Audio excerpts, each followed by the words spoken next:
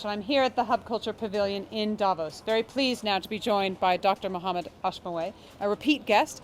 You're the CEO of Islamic Relief Worldwide. Now tell me what's on your mind here in Davos. Well, I do remember the Hunger Games movie, where they said that the strongest thing that can conquer fear is hope.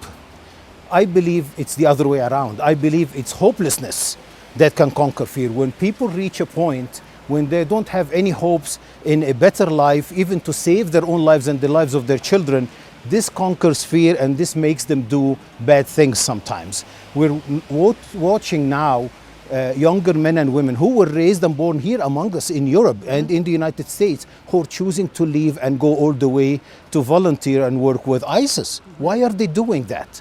They're losing hope. They are deprived economically, politically, and socially. They feel that they're second-class citizens. We need to consider these issues to save these kids and save us from their actions. Same happening in Syria. 5 full years of civil war now happening over there. And I believe that the world is not doing enough. I really believe that we can do much better. What did we think? I was surprised when I saw Europe surprised to see all these refugees coming. You guys should have expected that. Did you think that they're going to stay there for 5 full years being slaughtered and just waiting for their turn to come?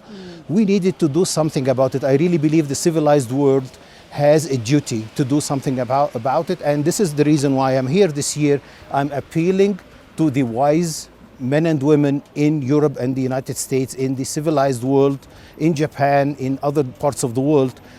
Let us do something about saving our brothers and sisters in humanity in these very, very difficult times. You're the largest organization in Syria, is that right? That's correct. And tell me a story about what you're seeing on the ground there. Well, it is really difficult. I have seen, I do visit, of course, the beneficiaries in these parts of the world, at the borders of Syria and so on and so forth, and in camps, different places. And I was one day at the very border between Kenya, between Syria and Turkey, and I've seen a woman who have lost everything. Her house was burned, a bomb fallen on the house, or her children burned in front of her eyes. Her husband died in front of her eyes, and both legs were burned. They were black. They were completely burned, and she was in complete shock. I stood in front of her. I really did not know what to tell her. I mean, what kind of condolences can you transfer to a human being who have lost absolutely everything, her entire family, her house, and both her legs? These situations are happening every single day, and we are meeting again and again and again, and we're discussing things, and this is just one example. Again, the world needs to wake up and understand that it is inhuman for somebody to be requested to lay on the ground, you put the knife on their throat and you start slaughtering, and they're not going to even shake.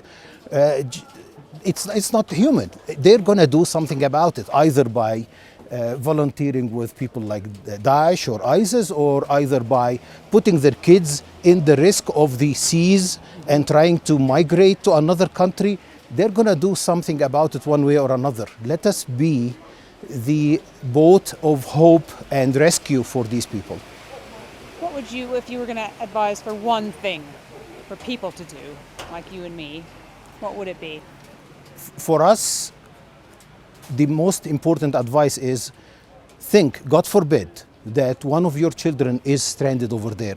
How would you deal with this situation? How much help are you willing to give to save another life over there? Every life is so precious. And this is what we believe in our culture as Muslims, and we're called Islamic.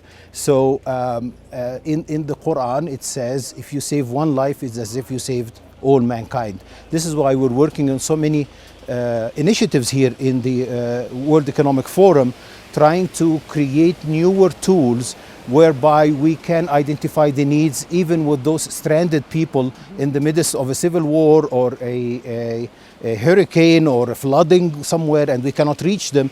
How can we communicate with them to find out their needs and what can we do to help them? Maybe using newer technologies. We're going up and down the moon, for God's sake. Let's save people on Earth first. You know, using the drones to transfer medicine to stranded people somewhere. So if answering your question, if there is one thing is, don't sleep every day until you think of the families that are sleeping in tents, surrounded with ice and snow everywhere in the mountains, trying to run away from a government that is slaughtering them.